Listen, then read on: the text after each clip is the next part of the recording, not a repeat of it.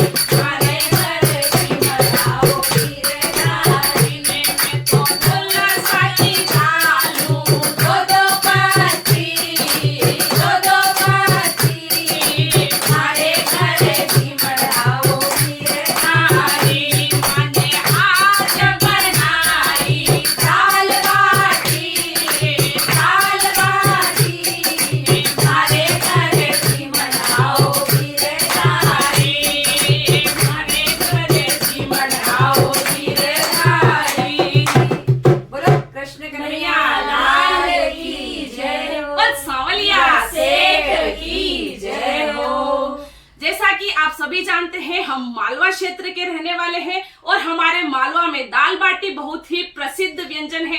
तो आप भी बताइएगा आपको दाल बाटी कैसी लगती है, तो कमेंट्स में बताइएगा। और आपको भजन पसंद आया है तो हमारे चैनल को सपोर्ट करिए, सब्सक्राइब करिए। धन्यवाद।